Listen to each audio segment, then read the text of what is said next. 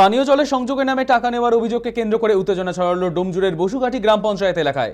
স্থানীয় বাসিন্দাদের অভিযোগ, তৃণমূলের তরফে পানীয় জলের সংযোগ দেওয়ার আশ্বাস দিয়ে পরিবার পিছু প্রায় ৬,০০০ টাকা করে নেওয়া হয়েছিল। পরে সরকারি প্রকল্পে বিনামূল্যে জল সংযোগ দেওয়া হলেও সেই টাকা আর ফেরত মেলেনি। বাসিন্দাদের অভিযোগ, সংগৃহীত অর্থ পঞ্চায়েতের প্রধান ও উপপ্রধান আত্মসাৎ করেছেন। এই অভিযোগে শুক্রবার বসুঘাটি গ্রাম পঞ্চায়েত কার্যালয়ের সামনে বিক্ষোভে সামিল হন স্থানীয়রা। বিক্ষোভ চলাকালীন উপপ্রধান সৌমেন্দু গায়েন ঘটনাস্থলে পৌঁছতেই পরিস্থিতি উত্তপ্ত হয়ে ওঠে। জনতার একাংশ তাকে ঘিরে ধরে বিক্ষোভ দেখানোর পাশাপাশি ডিম ছোড়ে এবং শারীরিকভাবে হেনস্থা করা হয়। খবর পেয়ে পুলিশ ঘটনাস্থলে পৌঁছে পরিস্থিতি নিয়ন্ত্রণে আনে। অন্যদিকে অভিযুক্ত পঞ্চায়েত প্রধান দেবব্রত মণ্ডল পদত্যাগ করেছেন। যদিও তার দাবি, শারীরিক অসুস্থতার কারণেই তিনি ইস্তফা দিয়েছেন, তবে টাকা আত্মসাতের সমস্ত অভিযোগও তিনি অস্বীকার করেছেন।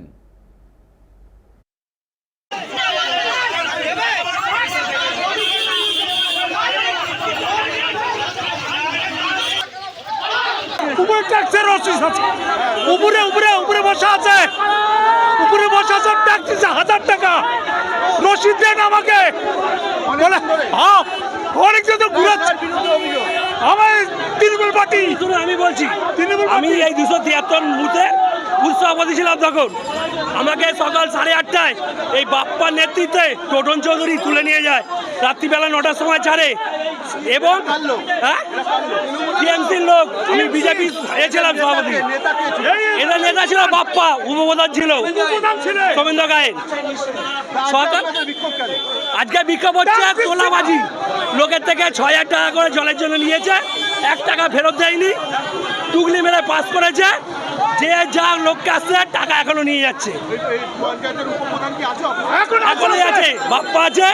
আর সব থেকে বড় কি বিষয় হচ্ছে বাবু মন্ডল, ওদেরকে বার করে ধোলাই, গল ধোলাই। ৬,০০০ টাকা নিচ্ছে, বলে ফেরত দিতে, বলে ৬,০০০ টাকা নিচ্ছে। এলাকায় ধরুন সোমবারের ট্যাক্স নিচ্ছে, সোমবারের অনলাইনের ট্যাক্স নিচ্ছে, রসিদ দিয়ে না আমাকে। সোমবার থেকে আজ অব্দি ঘুরাচ্ছে, আজ আবার বলছে আমি রসিদ চাচ্ছি, রসিদ দেয় না, এখন আগে পিটাবো।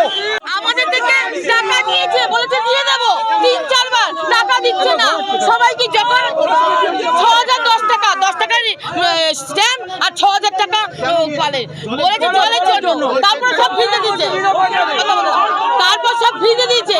আমরা বললাম এসছি যে আমাদের জলের টাকা দাও, ওরা বলছে জলের টাকা দেবো, আর জলের টাকা দেয়নি। আমরা টাকা চাইছি আমাদের।